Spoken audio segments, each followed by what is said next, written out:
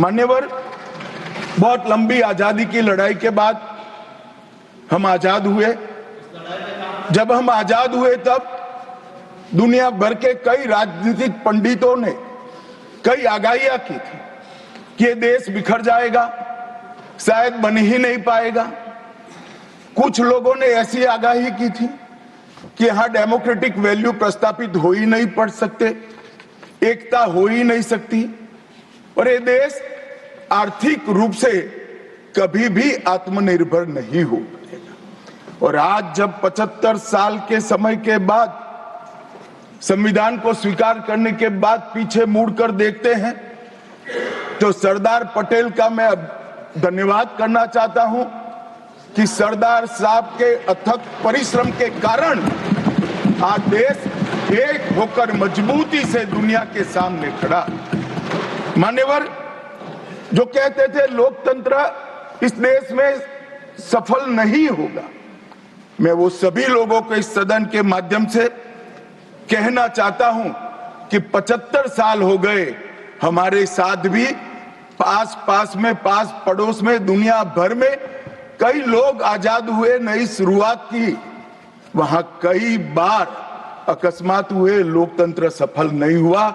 हमारा लोकतंत्र आज पाताल तक गहरा पहुंचा है। अनेक परिवर्तन रक्त की एक बूंद बहाए बगैर हमने करे हैं और विचारधाराओं के आधार पर भी परिवर्तन करे हैं।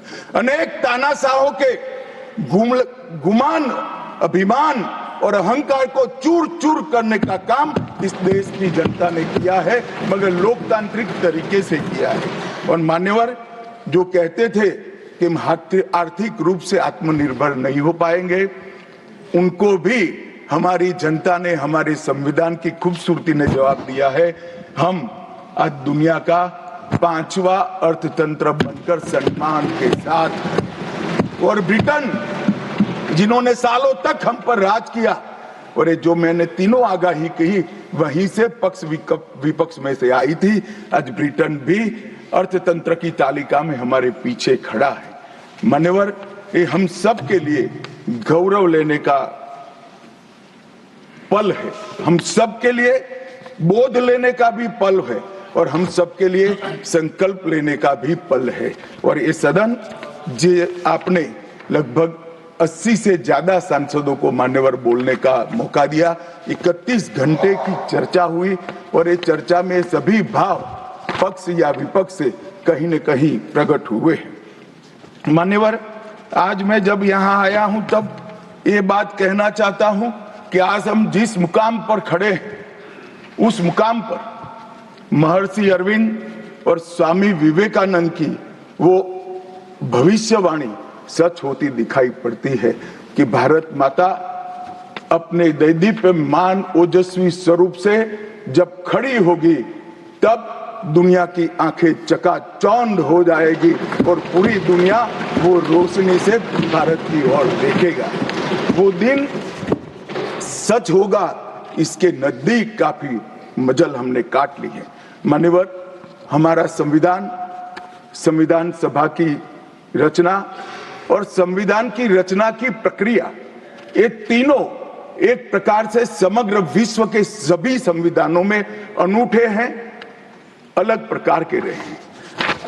हमारे यहाँ दुनिया का सबसे ज्यादा विस्तृत लिखित संविधान चर्चा के सभी हमारे पारंपरिक लक्षणों को पार करते हुए हमने किया। इस संविधान सभा में 299 सदस्य रहे, 22 धर्म जाति समुदाय के सदस्य रहे, हर प्रिंसली स्टेट का प्रतिनिधित्व रहा, हर राज्य का प्रतिनिधित्व रहा। एक प्रकार से समावेशी प्रतिनिधित्व के साथ भारत का भविष्य तय करना, मतलब संविधान को रचने की हमारी प्रक्रिया आगे बढ़ी। 2 वर्ष 11 माह और 18 दिन तक अहर्निश चर्चा चलती रही, विस्तृत चर्चा चलती रही। देश के भविष्य, देश चलाने के नियम और देश की परंपरा को समाहित करते हुए देश को आगे ले जाने का संकल्प इतनी विस्तृत चर्चा के बाद बना।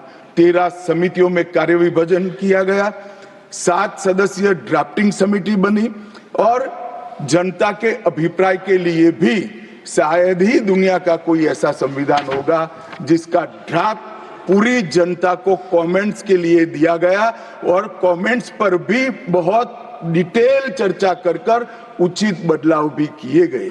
इतनी लोकतांत्रिक